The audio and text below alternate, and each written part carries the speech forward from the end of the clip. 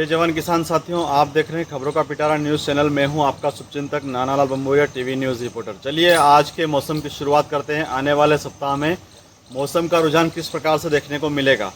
लगभग आधे से अधिक देश में प्री मानसून की बारिश हो रही है और प्री मानसून की बारिश की वजह से कई स्थानों पर आंधी तूफान का दौर भी चल रहा है और कई स्थानों पर लैंडस्लाइड भी देखने को मिली है। इसके साथ ही काफ़ी स्थानों पर आप देख रहे होंगे तूफानी बारिश के साथ में यहाँ पर तेज़ हवाओं का दौर जारी है और इसके साथ में खास करके अगर देखा जाए तो नदी नाले भी कई स्थानों पर उफान पर आ चुके हैं।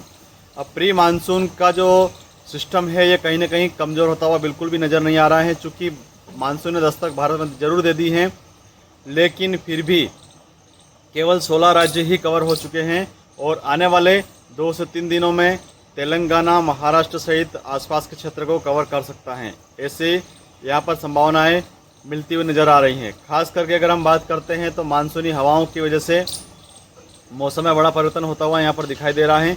चूँकि इस प्रारंभ से ही उसकी जो तेज़ रफ्तार थी वो तेज़ रफ्तार यहाँ पर धीमी होती हुई बिल्कुल भी नज़र नहीं आ रही है।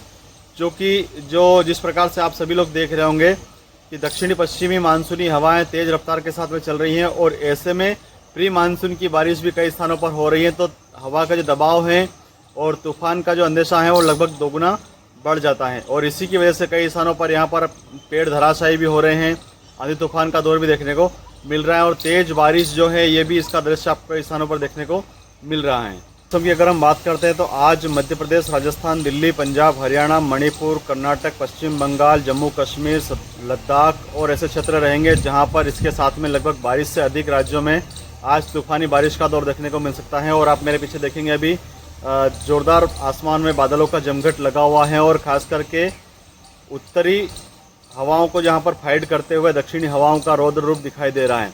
चूँकि लगातार मैं एक ही बात वीडियो के माध्यम से आपको समझाने की कोशिश करता हूं कि जिस प्रकार से यहां पर उत्तरी हवाओं का दबाव और दक्षिणी हवाओं का जो प्रेशर है वो छत्तीसगढ़ और नागपुर के आसपास में टकराव की स्थिति बनती है और इसी की वजह से भोपाल, विदिशा, ग्वालियर, भिंड, मुरैना, दतिया में जोरदार बारिश का आगाज़ आपको देखने को मिल सकता है।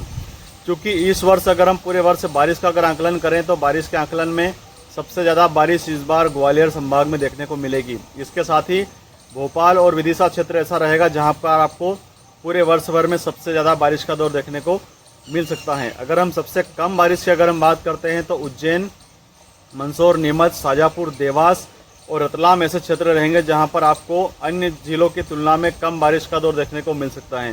खंडवा, बुरहानपुर यहाँ पर सामान्य रहेंगे और इसके आसपास के जितने भी क्षेत्र यहाँ पर दिखाई दे रहे हैं वो मिला जुला असर उन सभी क्षेत्रों पर यहाँ पर देखने को मिल सकता है।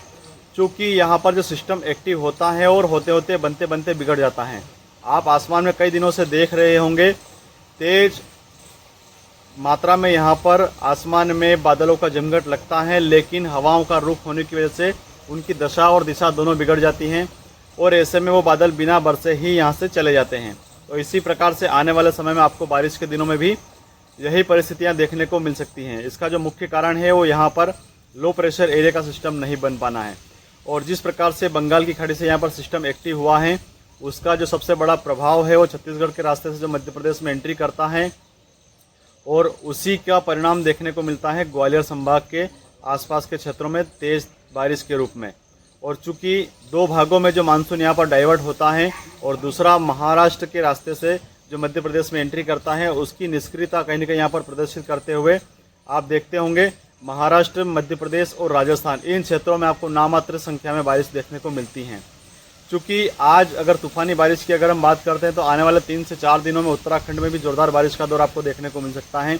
अगर आपके कोई परिचित अगर उन यात्राओं पर अगर गए हुए हैं तो निश्चित तौर पर चमोली और केदार घाटी, इसके साथ में पंच केदार और आसपास में जो क्षेत्र है वहाँ पर आपको जोरदार बारिश का दौर देखने को मिलेगा। उन लोगों को आप अलर्ट जरूर कर दीजिएगा।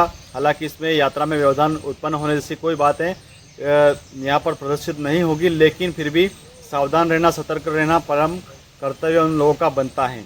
और इसी बीच में अगर मानसून के आगाज़ की अगर हम बात करते हैं तो मानसून की तेज़ रफ्तार यहाँ पर देखने को मिल रही है और जिस प्रकार से यहाँ पर मानसून 4 दिन पहले मध्य प्रदेश में एंट्री होने की खबरें बहुत लंबे समय से चलती आ रही थी और इसी बीच में मानसून की गतिविधि को देखते हुए 4 दिन लेट होने की जो खबरें भी बीच बीच में आपको सुनने को मिली थी, लेकिन अब दोनों बातों का खंडन होते हुए यहाँ पर नज़र आ रहा है।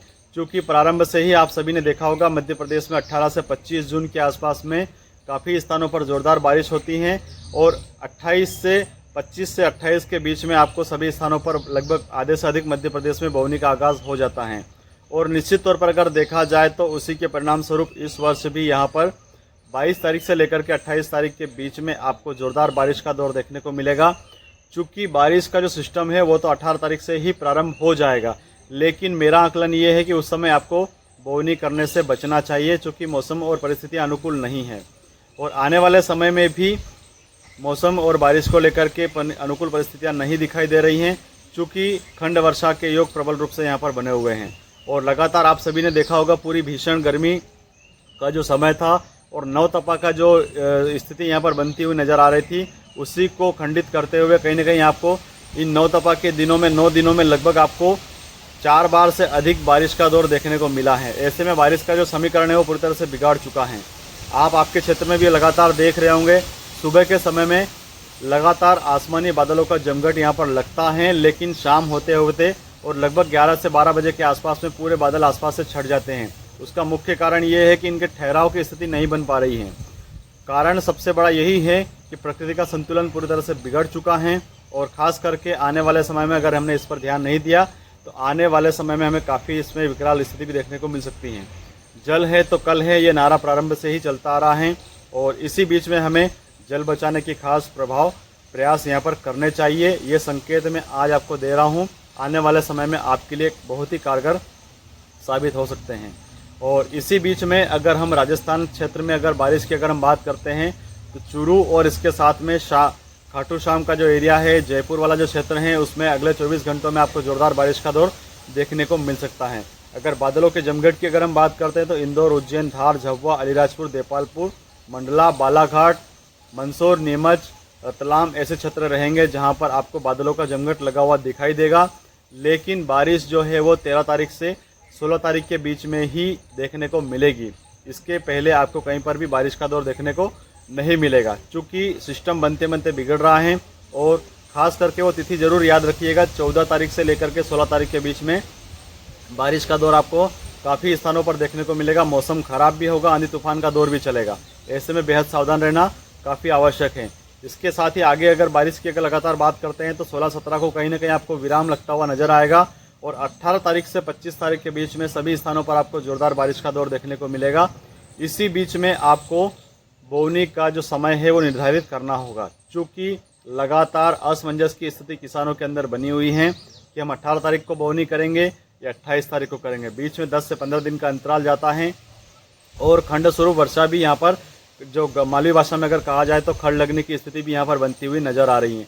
चूँकि जो 18 तारीख से लेकर के 25 तारीख के बीच में जो बारिश का दौर देखने को मिलेगा वो भी खंड स्वरूप देखने को मिलेगा। कई स्थान पर ऐसे भी दृश्य देखने को मिलेंगे कि एक गांव में बोनी हो गई है और उसका आधा हिस्सा अभी बचा हुआ है, वहां पर बारिश की आमद ही नहीं हुई है।